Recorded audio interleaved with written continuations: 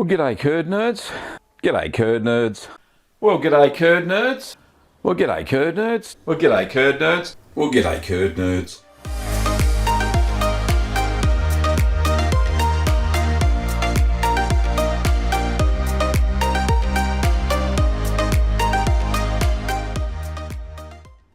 Well, g'day curd nerds and welcome to Ask the Cheeseman. This is episode 228.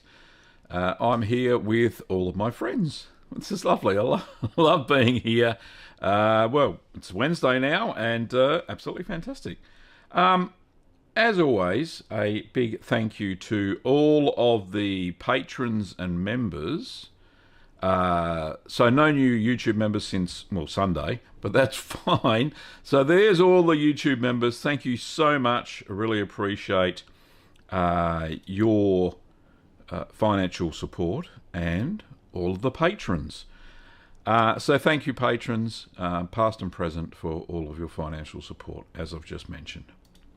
Anyway, what have I got to talk about? So, over the weekend, I made, what did I make? Smoky paprika kafili.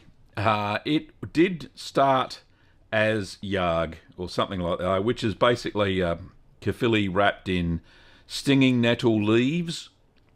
And, yeah, a bit of a mishap. So, the day I started to make the cheese, which was on Saturday, a funny thing happened. I picked the stinging nettles halfway through the cheese making process. I blanched them and then put them down. Yeah, they started to shrivel, and I didn't have any more stinging nettles. I only had a few bushes in the garden, so that was a bit of a pain. But, yeah, anyway, so good. So I decided to make it into a rubbed cheese. So I have began to rub it with olive oil and smoky paprika powder. Oh, and I tell you what, it smells just amazing. So, now you would have also seen some, well, I don't know if you have, some short videos that I've been putting out. So YouTube has this thing called Shorts. And it's short form content in a vertical format. So I'll show some of those a little bit later in the gallery. But yeah, very exciting. And they take about 3 hours each to make a 1 minute video. But maybe that's just me, because I've only ever made 3, and they're up on the channel for those who want to have a look. And like I said, I'll show the channel a little bit later on. One thing I forgot to do was turn on the music. There we go. Lovely. Hopefully you can hear that. Oh, alrighty. What else? Somebody just became a member. That was... Where is it? Where is it? Where is it? Here it is. New member. Ecosi. I think that's how you say it. Thank you so much for your YouTube membership in the fresh category. Claire. So that's Claire. Thanks, Claire. Appreciate it. Cool. So we're going to say g'day to a few people who are in the chat. We've got, what's that? Snossy Bob Snob. Oh, I can't even say it. Winwolf Alpha. G'day, mate. Emily. Hello, Emily. Lovely to see you. First time. Mochi Bun. Hello, mate. How are you? Michael and Jenny. G'day. How are you? And enjoying a glass of red. Well, I've got a glass of bland. Oh, lovely. My Wednesday night tipple. Very nice. I don't drink it any other night of the week. So Ecosi, who is really Claire, says, hi Gavin and Kim and everybody. Greetings from Arctic Norway. Thank you for this alternative time zone moot spot. Cool. Brendan says boo, and we've actually got quite an expose on 2 of Brendan's cheeses in the gallery. We're going to have a gallery today. We didn't last week, but we've got, I think it's 18 photos. Crazy. Anyway, so thank you, Brendan, for that. Appreciate it. Glenn Coombs says he's up. Washington State, USA, got up at 3 a.m. You didn't have to, mate. Glenn, I tell you. That's what the Saturday show's for. But if you can't miss them, then yeah, well done. Well done. Cool. Judy, hello Judy, lovely to see you. And you've got an update. Hello everybody. Finally got my Bloomy Goat blue drained. Another is now growing a lovely white coat. Fantastic. Hi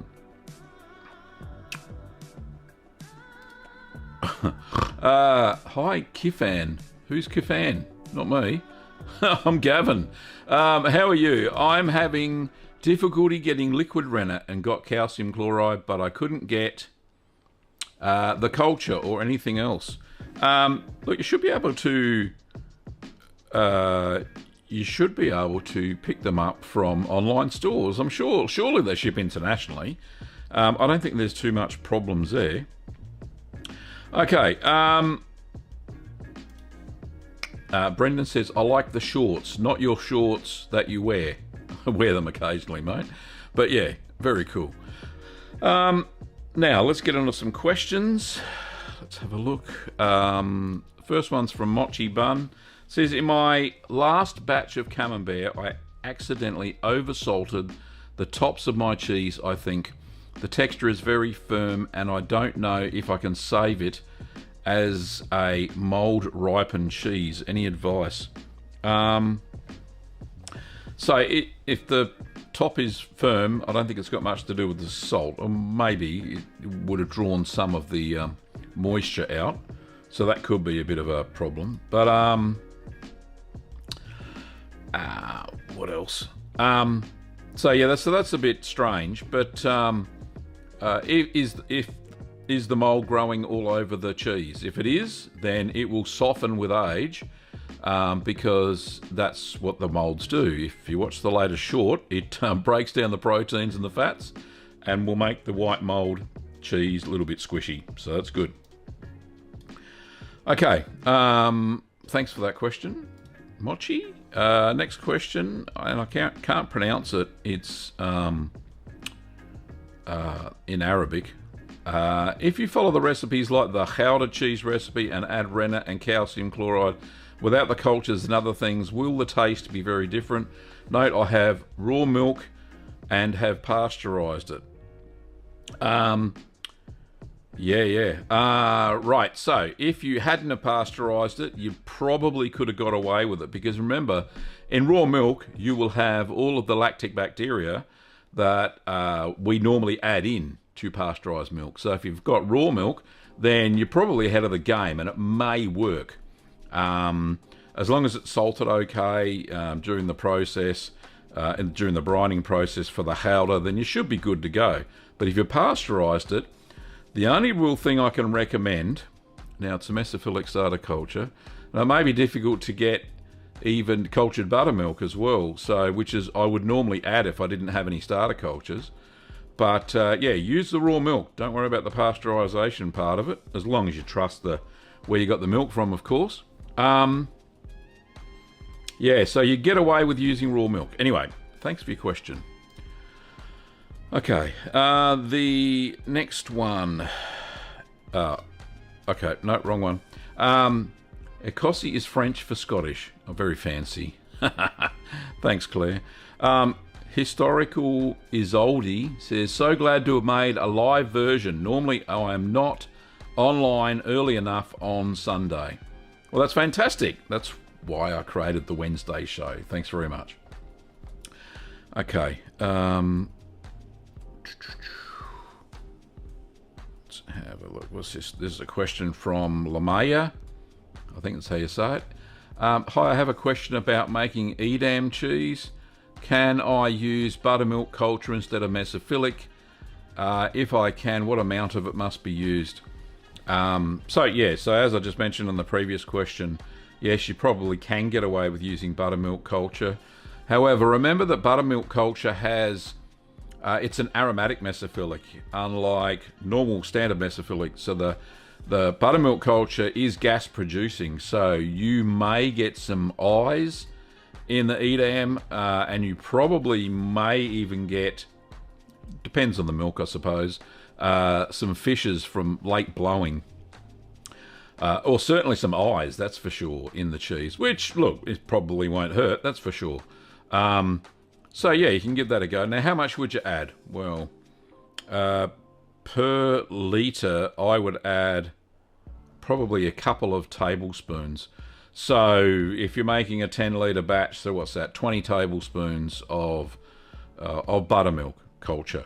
So use that. Hope that helps. Addie's Bee and Garden says good morning from Georgia. Gee, nice, bright and early. What time is it in Georgia? Alexa, what time is it in Georgia, USA? 6:11 a.m. Goodness morning. That is very, very early.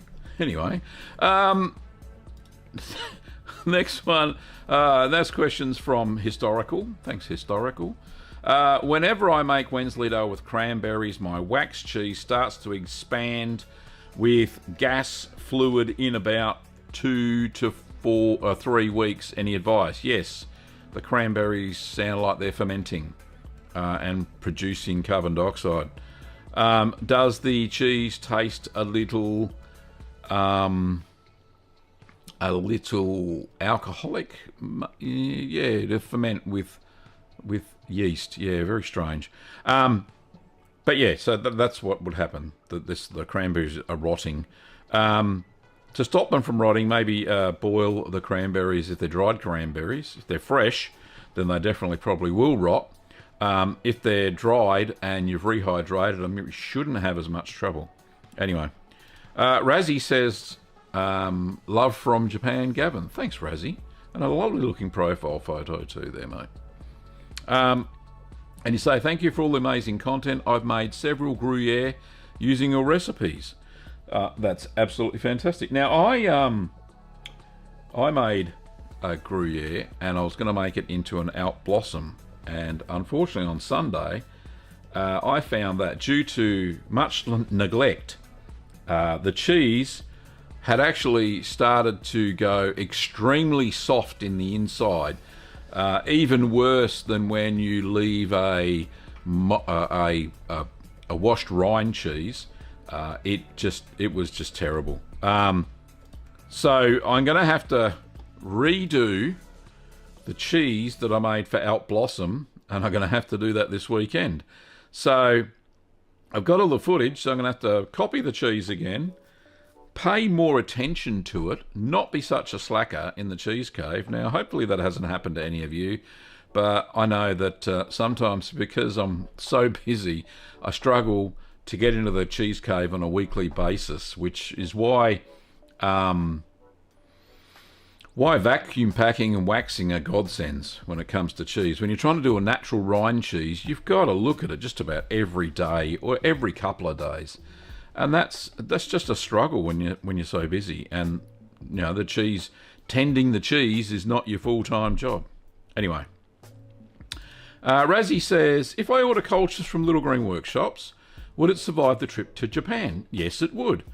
We've had many customers from Japan who have made some amazing cheeses, and I've had some lovely photos from my Japanese customers and curd nerds. So, yeah, give it a go. Yeah, we do ship to Japan, which is perfect. Now, Claire says, I have a Parmesan in the cave, 5-month vac packed, and I've noticed a pink colour in the lines where the vac bag wrinkles. It smells fine. Should I wash it off or cut it away? It was damp, not wet.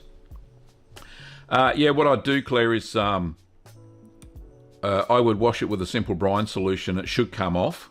And then, did you use pink salt or did you use normal salt? That's a question I would ask. But yeah, just brine solution, let it air dry a little bit, and then pop it back into the cheese cave for the rest of the time. You could have a sneaky little taste right now before you re-vac pack it and see what it tastes like. And if it tastes good, why not use it now? Yeah, there you go. Thanks. Burnt Zapato says, nice doggo in the picture. Thank you, Mr. Cheeseman. You're most welcome. Haruna I think that's how you say it. Thank you. Hello, Gavin. How did you learn how to make cheese originally? I learned how to make cheese from your YouTube. I would be able to make cheese without the contents. Sorry, I would not be able to make cheese without the contents you make. Thank you very much. So, how did I learn? Well, good question. It's a bit of a story. Back in 2009, I was on a bit of a self-sufficiency kick, and I was growing a lot of our own food. I was planting fruit trees. I was sourcing out local produce to eat from around our home. In fact, I was doing a challenge called the 100-mile challenge. Now, I think it was a blog post years and years ago, and 100 miles is 160 kilometres here, where we do metric. Basically, I had to source all that stuff. Now, there weren't any artisan cheesemakers at that time in our 160 kilometre radius. So what I did was I sought out a cheesemaking class, and in our local community centre, there were two lovely old ladies called Dorothy and Lorraine, and they came all the way from Gippsland, which is east of Melbourne. We're on the west side of Melbourne. And the very first cheese that I learned how to make was feta. And during the course, they gave us a little book with about 5 or 6 cheese making recipes that they'd come up with themselves. And during the course, we had the opportunity to buy some starter cultures and some rennet, and I think some calcium chloride, and that was about it.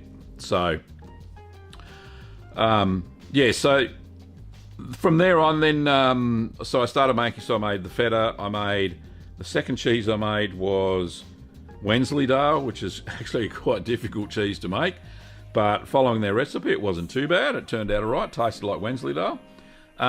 And also, I went on another course by the same ladies, and I learned how to make Stilton. And I've replicated that recipe, and it's up on the channel somewhere as well. So that's how I learnt, via courses. And then I just read book after book after book that I could get my hands on. There are a few more books now. And because there weren't any videos, because I'm a visual sort of learner, there were no videos on YouTube at the time, and I thought, well, I'm making the cheese, why not just video it at the same time? And I must admit, the early videos were a bit ordinary, but not as polished as they are now, of course. But nonetheless, people watched them, and I thought that's fantastic. So let's make a few more, because people are interested in this sort of thing. And there we go. That's how I learned how to make cheese, and did videos at the same time. Alrighty. Brendan says, I once forgot about a Havarti and it went so soft. I had to freeze it and use it in cooking. I think I've done something like that as well. But this cheese that I was talking about, normal salt, sorry, I clicked the wrong button. Brendan, and everybody, curd nerds, not just Brendan, but the cheese tasted horrible. It was, well, I won't say it was rancid. It was inedible. Anyway, so I didn't even give it to the Chookie, who's our chicken, Mrs. Potts. So I didn't even give it to her. So that's what happened to my cheese. So a sneaky taste test would be perfect, Claire, for your Parmesan. Katharina says, hi, I made Jarlsberg that's currently sitting in brine. After adding in the cultures, I realised I had an aromatic thermophilic culture. I don't think there's such a thing. Aromatic mesophilic culture rather than a thermophilic. Is this going to work? I've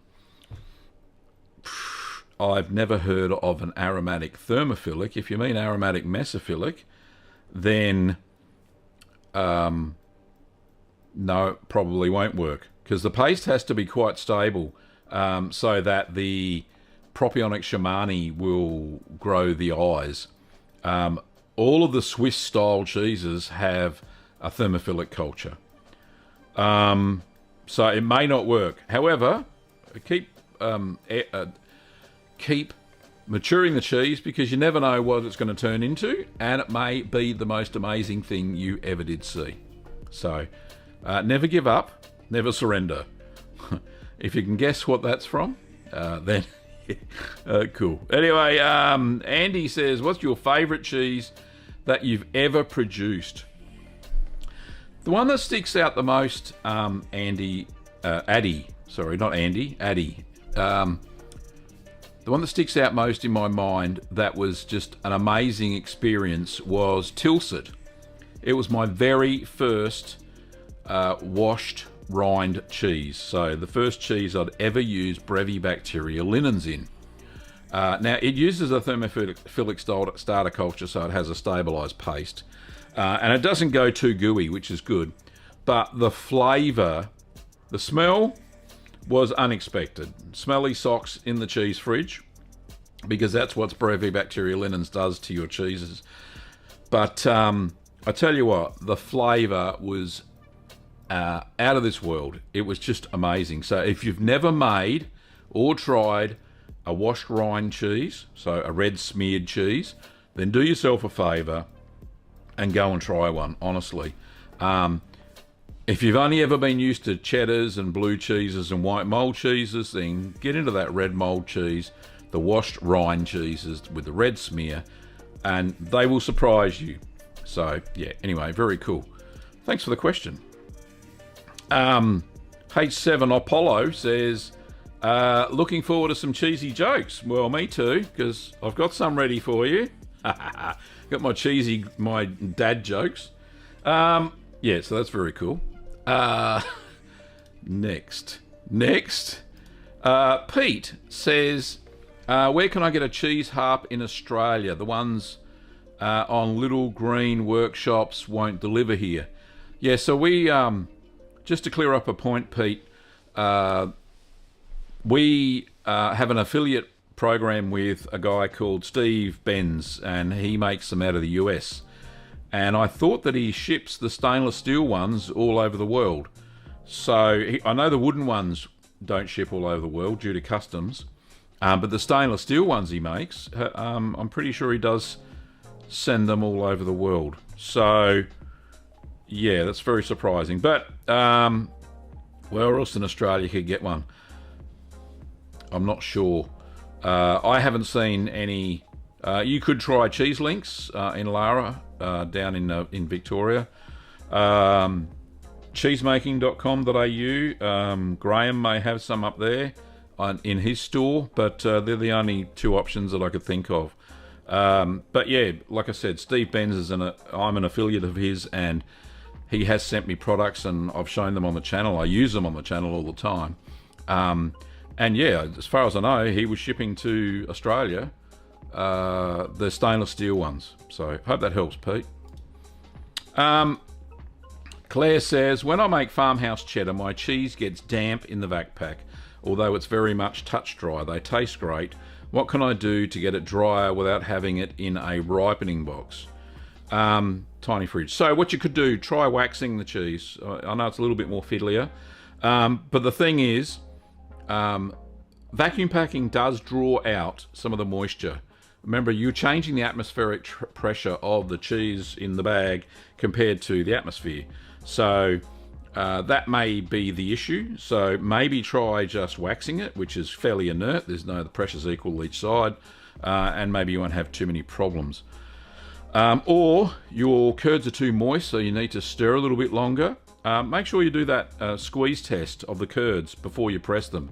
So when you're doing that squeeze test of the curds, I'd do it about 3/4 of the way through the stirring period of whatever cheese you're making. Grab a handful of curds, just give it a gentle squeeze, let go. If it stays in a little log and then by itself, then that's great. If it falls apart, it's too dry, and you've gone too far. But if you just touch it with your thumb and it breaks apart, then it's ready for pressing. If it sticks together and you're like your thumb goes into it, then it's too soft and you need to stir more. Anyway, so that's just a little trick there. Brendan says bee linens is found on human skin, hence why it smells like smelly feet. It is essentially the same mould. Indeed it is. Jakes, or Yarks, says, I'm watching from Johannesburg, South Africa. That's fantastic. Well, that's one of the reasons why I do the Wednesday show. I used... Katarina says, I used mesophilic culture as well. The other I used container says aromatic thermophile. Lactobacillus lactis helvetica alright, so now I understand. That's a bit better. So if you didn't have ST, which is Streptococcus thermophilus, which is the main thermophilic culture, LH is just an adjunct. You will find that, the paste won't be very stable unless there was ST in there somewhere. So Streptococcus thermophilus is the one you're kind of like looking for. So you may have a bit of trouble there, Katarina. Steve says, jumping in, just want to say thanks for all your Curd Nerd videos. Thanks, mate. Appreciate it. What time is it? Oh, nearly time for the gallery. Mochi Bun says, why does ricotta change flavour based on the first cheesed cultures and moulds? Why does ricotta change flavour based on the first cheese cultures and moulds? Don't really understand. In ricotta, you don't add any... Oh, sorry. I'm not reading it right. I haven't... Right, I need another drink. Oh, that's lovely. All right. Does whey ricotta change flavour? Right, no, it doesn't. So whey ricotta stays the same flavour because when you're bringing the temperature of the whey to 92 degrees Celsius, you've killed all of the cultures. They're all dead. All the moulds, cultures, dead. There's no flavour left over from them. It's just going to taste like ricotta. So there you go. Now, if I read the question properly, I would understand it. What a dag. Anyway, Judy says, Graham has curd, Harps, you have. So if you want to go to Graham's website, it's cheesemaking.com.au is his website. Yes, so Claire says, thank you, waxing, yes, good idea. I realise from your comment I have forgotten about the squeeze test. Next 3-month experiment coming today, I think. Yeah, it's good. Thanks, Claire, for that feedback. Alrighty, so what we're going to do is we're going to do the gallery. Now, let me see. Can I get this right? Let's just pause the funky music. Go to the gallery. Oh, what the heck's going on there? Hang on. Oh, my goodness. It's just cats and dogs living together, isn't it? All right. Right. And if you know what movie that comes from, you can chime in. Right, here we go, the gallery. Okay, that's not what I want to see, the chat. Right, here we go. Here's the gallery. This is from Brendan. And Brendan's in the chat, and you can chime in anytime, mate, if you've got any extra bits to add in. Right, so this is a picture of a truffle. So Brendan says, hey Gavin, I know you're always up for experimentation and trying new things, so I wanted to share with you a little experiment I carried out that turned out to be a spectacular success, in spite of all the risks in doing so. Nothing ventured, nothing gained, right? It all sounds a little bit mysterious, doesn't it? Let me explain. It all started back in February this year. I sampled a truffle brie from our local Epicure store in Camden. The cheese was made in France. It surprised me when I looked at it closely. It seemed like the centre was different to the rest of the cheese. After a bit of research, I found that the way they make this cheese is by cutting a brie open horizontally, smearing a thick layer of mascarpone mixed with grated or finely chopped truffles, and putting the other half back on top of it again. It got me thinking, why do they do this? Why not just put the truffle in the curds? Then it all dawned on me. Sterilisation. You can't sterilise the truffle. The volatile oils in truffles are very delicate. If I boiled them in water to sterilise them, all the flavour would be lost. So I thought I'd take a risk, wanting to try it without sterilisation and see what might happen. There's a truffle farm not far from me in the beautiful southern highlands near Robertson. I contacted the farm owner and made arrangements to purchase a beautiful truffle from him to experiment with. This bad boy, this is the picture, this bad boy cost me $48 Australian. He was delicious, by the way. I ate what I didn't use. I thinly sliced the truffle with a mandolin. And a mandolin is a slicer type thing. You can just see that up there. So there's the fine slices of truffle, black truffle. Absolutely lovely. I can smell them now. Said I gently layered the truffle inside a hoop with a small quantity of brie curds. Right, let's just have a look at that. There we go. So instead of using grated truffles like I did, Brendan's chosen to use thin slices. Okay. Taking care to make sure the truffle didn't stick out at the sides. I wanted the truffle to stay wholly inside the curds and not move to the sides, which may allow air into the cheese and cause issues. I also figured if I can keep the truffle enclosed in the curds, the flavour should fully infuse and not be lost to the environment. I place more curds on top, as in Exhibit A there, and repeated layer with another layer of thinly sliced truffles. I finished off by filling the hoops up with the remaining curds. Like that. There we go. So that's all his little bries. Lovely. From here, I treated the cheese as a regular brie, flipped and brined, air-dried, aged as usual. I was delighted to discover the smell of the truffle was clearly evident, even days later when they air-dried. Over the next 2 weeks, the brie cheeses grew a spectacular robe of white mould. Very poetic, Brendan. Where am I up to? The whole... no, where is it? Right. Spectacular robe of white mould. There were no bad spells and no apparent issues, so I kept going and wrapped the 4 cheeses. Here they are prior to wrapping. Don't they look beautiful? Yes, they do. Can I make that bigger? Look at those. Lovely cheeses. All right. I matured the cheeses for about 4 weeks, then decided it was time to cut one open and see how I got. What I got and how it tasted. As you can see, it looked absolutely smashing. Boop. Look, there we go. When I cut it open, I was thrilled. You can see 2 truffle layers in the cheese. The holes are, I think, mostly mechanical. I used made by cow milk, which produces curds so strong that you could practically tap dance on them and they wouldn't break apart. When hooping, you inevitably end up with air gaps since the curds are so strong. They have a tendency not to give and retain air gaps. Here's a little slice. There it is. Look at that. Look how smooth that is in the middle. And that truffle, you've really nailed the positioning of it, mate. All right. Where am I up to? Right, here's a little slice. Yep. I have to say this cheese tasted absolutely amazing, not just because it had $48 worth of truffle in it, but because the truffle flavour had fully infused throughout the cheese paste. It wasn't really strong, but it certainly was there, in the background, gently singing away. The flavour of the truffle, along with the flavour of the brie, go hand in hand, just like tomato and basil.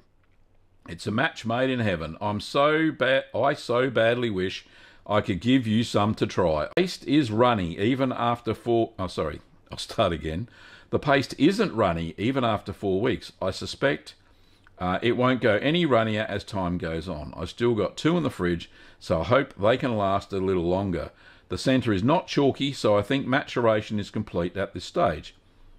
Of course, after such a smashing success, I wanted to have another go, but alas, truffle season is very short, and they are no longer available. I will have to wait until next year to get some more before I can try again. So I want to know your thoughts on all of this. Was it just dumb luck with nothing nasty happening on the inside and that it worked, or do you think this could be a viable recipe? I'd love to hear your thoughts. Brendan. Brendan, I think that was an amazing cheese.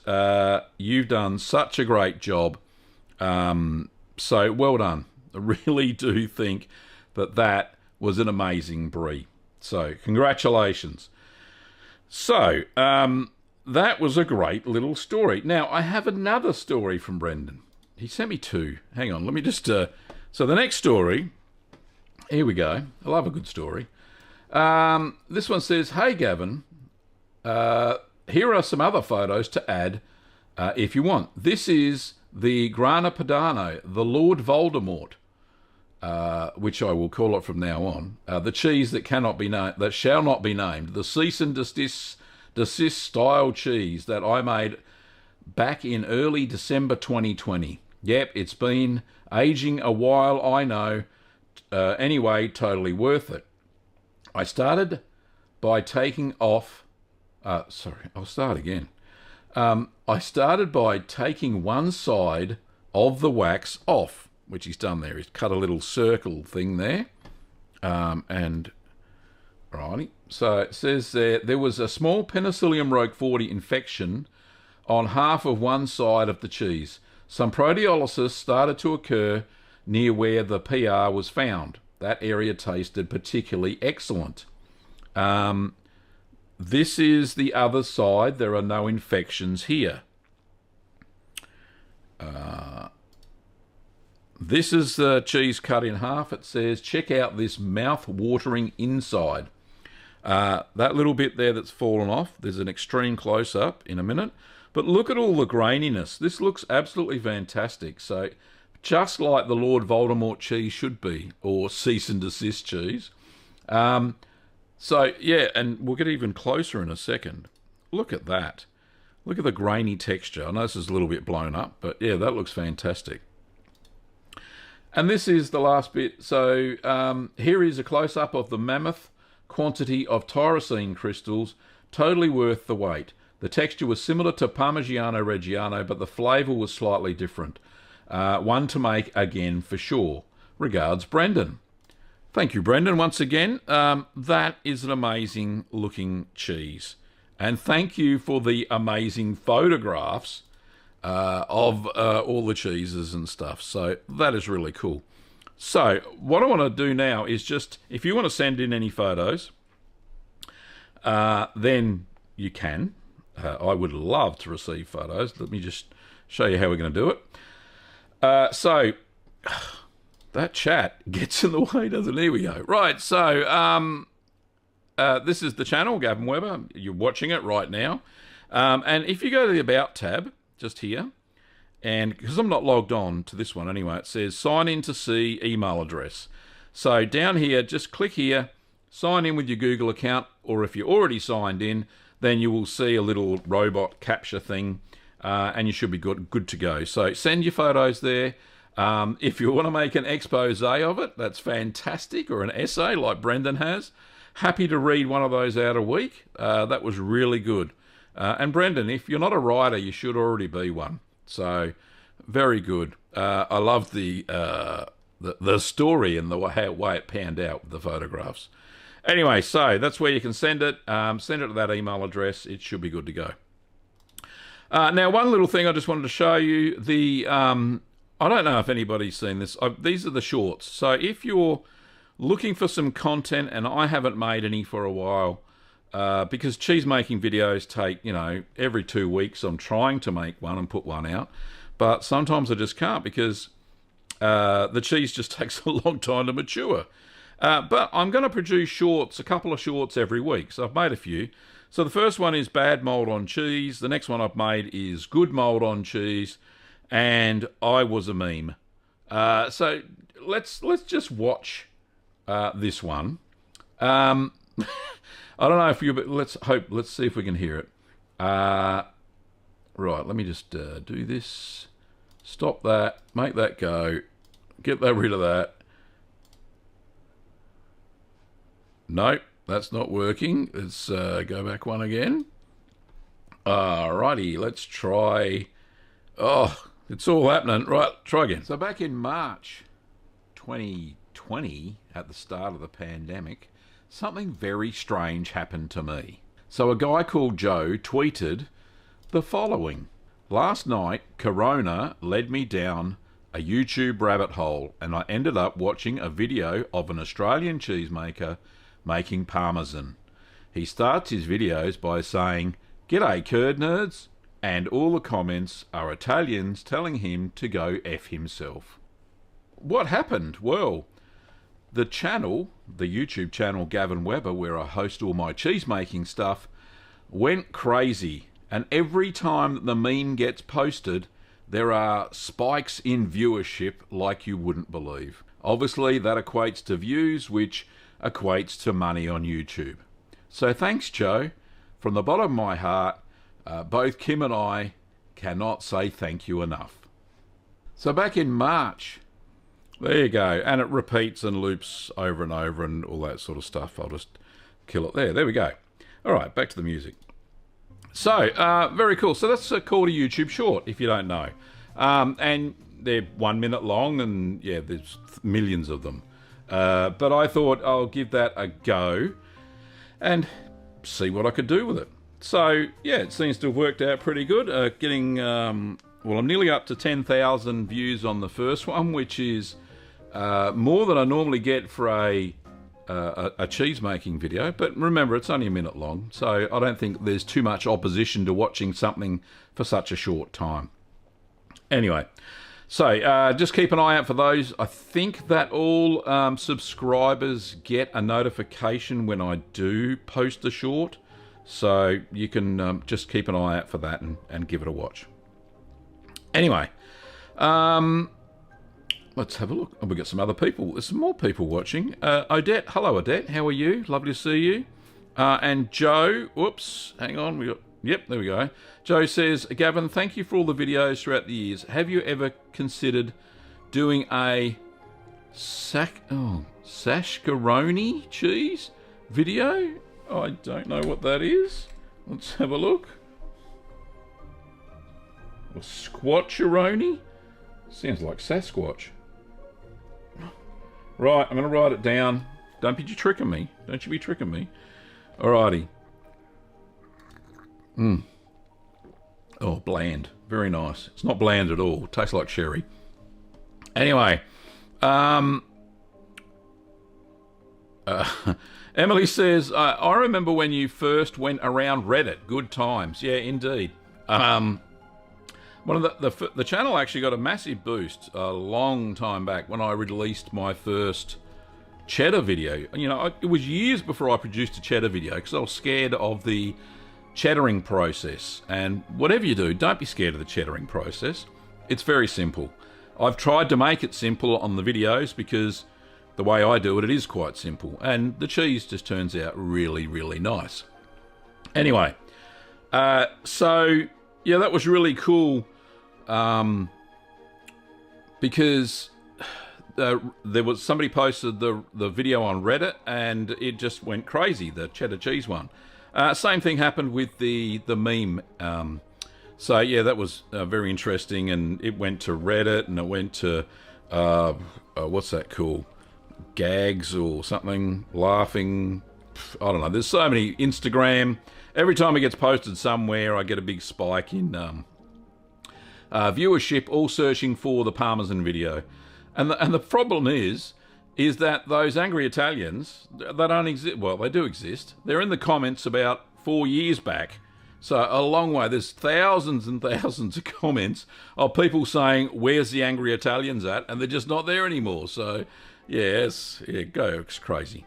Brendan says, capture the TikTok market. No, I'm not going on TikTok, mate. I'm sticking to YouTube, where the my audience is, and yeah, I'm not going to deviate. I tried recently, I suppose, to branch into other platforms with video content, and it just didn't work out for me, and was too expensive. I know TikTok's a little bit different. I could upload the YouTube ones to TikTok that I've been doing, and that would work, but yeah, I'm not going to do it. Nicholas says, cheers from Sweden. Thank you, Nicholas. Now, we've got some jokes. I know some people have got people have got some more questions, but we'll do some jokes, because I like jokes. Jokes are great. Okay, I'll stop the music for the jokes. Whoop. Rightio, so joke time. How do you get a mouse to smile? Any takers? Say cheese. All right, there it is. There it is. Oh, come on, focus. Very cool. Right, the next one is, what hotel do cheese lovers stay in? The Stilton. Get it? The Stilton, as in the Hilton. There we go. These are the worst dad joke cheese jokes I've ever seen. Anyway, here's another one. What do you hear on a cheese weather forecast? Rain with light breeze. Oh, goodness me. Right, there we go. Where is it? Focus. There you go. All right. Next joke is, what do you call cheese who attends art openings? Cultured. That was ordinary. Right, there we go. Crazy. Razzie, thanks for the super chat, mate. Did the Curd Nerd light go off? Hey, there we go. That's what happens when you do a super chat. Thanks, mate. Appreciate it. Whew. This one is quite funny. I can imagine it. Why was the cheesemonger lopsided? Because he only had one stilt on. Oh, my goodness. There we go.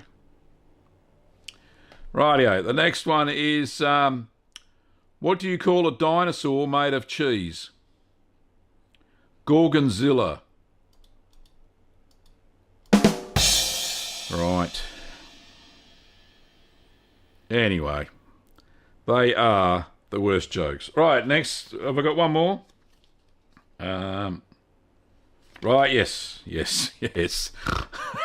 I'm laughing before I read it, so it must be pretty good. Right, why do cheese... Oh, hang on, I'll start again. Hang on. Goodness me.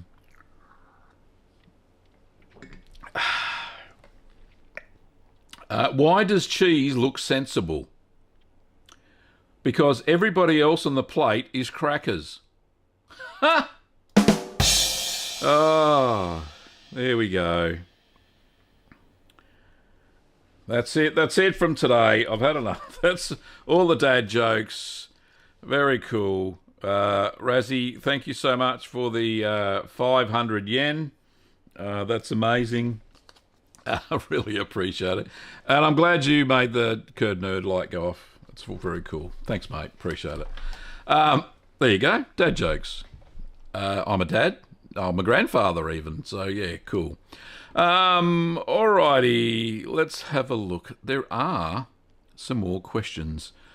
Brendan says, cheddaring is easy. Yeah, it is now, but I was scared. It was something magical when I first started cheese making. So, yeah, look, I agree, but because you've had a bit of experience like me, Brendan, but for the newbie cheesemaker, what's all this cheddaring stuff, you know? Whew.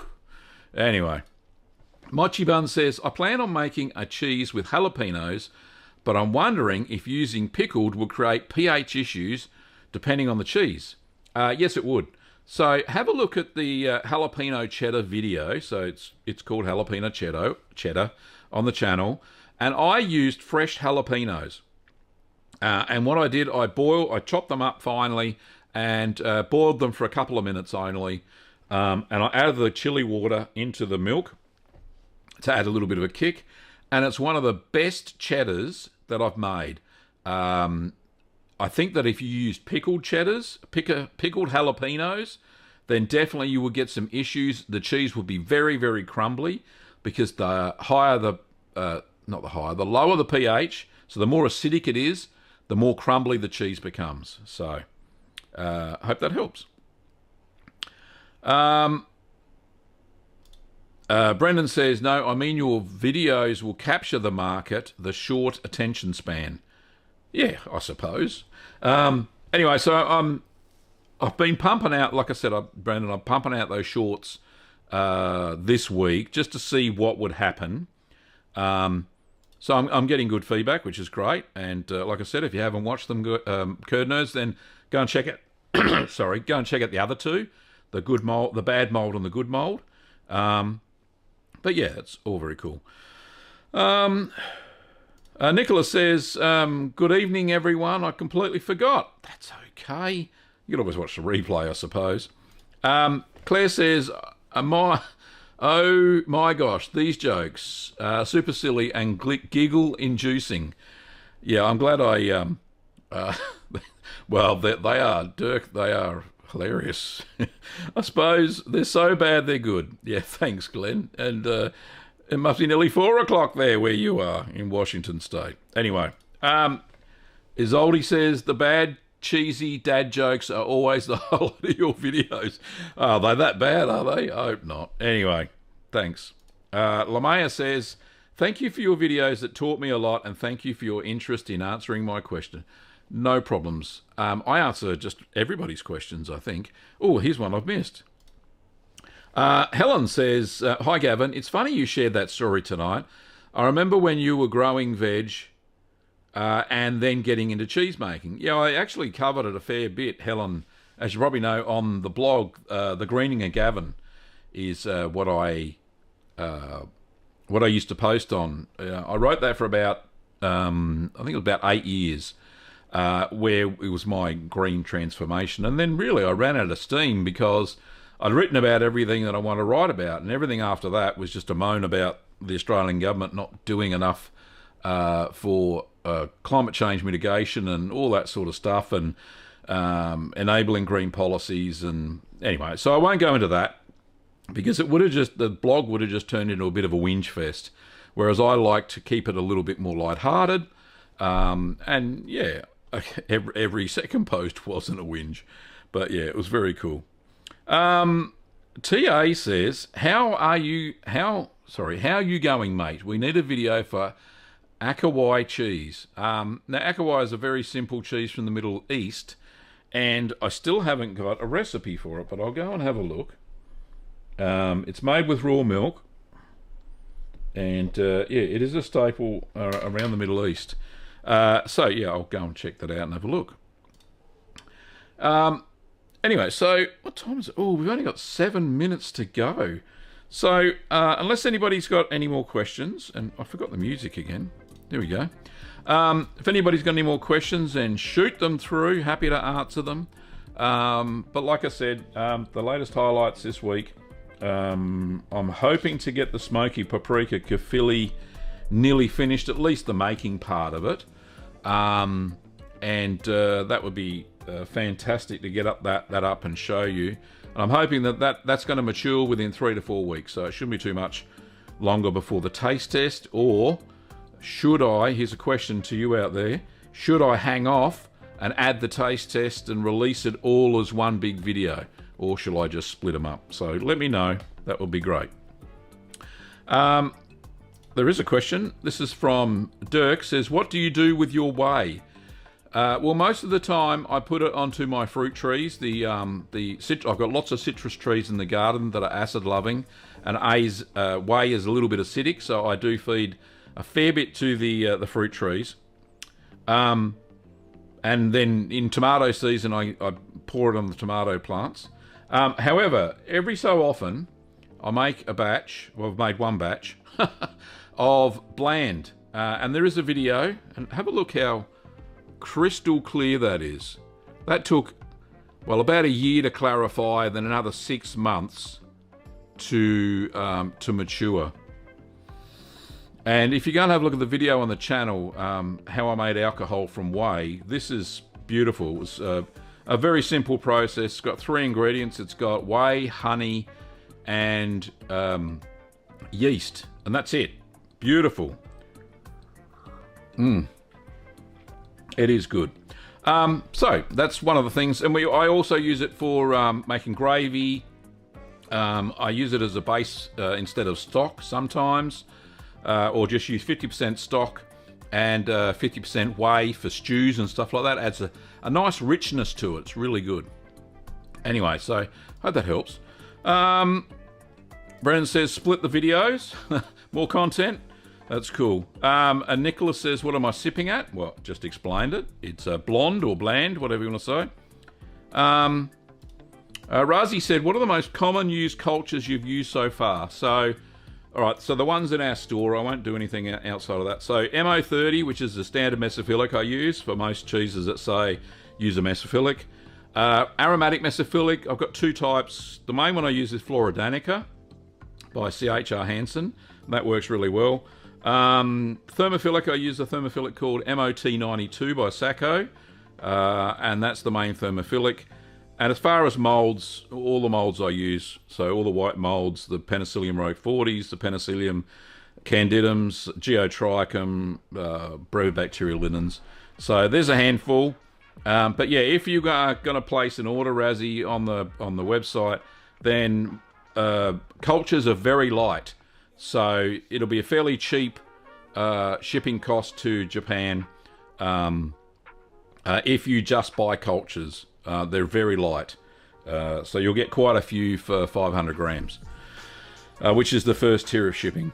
Anyway, how many minutes? We've got 3 minutes.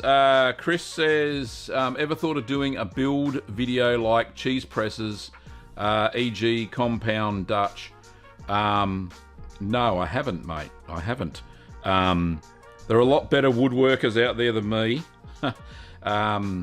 So I'm not well, I can do woodwork. I've got all the tools for it. I just don't have the time for it. So, no, I've got all the cheese presses I want. I don't want to make any more, unfortunately. But, Chris, you make some wicked things. So maybe you could make some. That would be cool. Mochi Bun says, is my curd pot to make other foods a bad idea? Hang on. I'll read the question, Gav. Is using my curd pot to make other foods a bad idea? My sauce really did a number on my pot, and I regret making it in the main pot. Yes, my two cheese pots, my stainless steel one, which is 15 litres, and the other one, which is 8.5 litres, I exclusively use for cheese. That's it. I don't use it for cooking anything else, just cheese. So yeah. Helen says, whey makes great bread. Indeed it does. It makes a good sourdough. Glenn says, chocolate milk does not make chocolate cheese. Would the whey then make a chocolate my sauced, or I can't pronounce the goat's milk one, gay sauced? I don't know. I don't know. Probably not enough chocolate left in it, because the chocolate cheese would taste absolutely bitter as anything. So yeah, it's very different. TA says, Akawai cheese is a popular cheese and it will help the community in Australia, especially they use it for lots of things. I'm certainly going to write it. I've written it down, so I'll see if I can find a recipe, TA. Anyway, that's it for this week. Thank you, everybody. Thank you for the super chat, Razzie. I should have said this at the start. I've been Gavin Webber. I've been answering your questions today during the live chat. Thank you so much. Now, if you want to learn how to make cheese, don't forget you can go to the Curd Nerd Academy. Just go to courses.littlegreenworkshops.com.au, and there are 9 different cheeses to learn how to make, plus all the background of how to start cheese making in your own home. So you can go and check that out. Also, if you want to buy supplies, pop over to littlegreenworkshops.com.au. We ship to quite a few countries. So, yeah, go pick up your supplies there. Thanks, everybody, for watching. Appreciate it, as always. And I will see you on Sunday morning. My time is the next one. Remember that we go to daylight savings here in Australia, so we go forward an hour.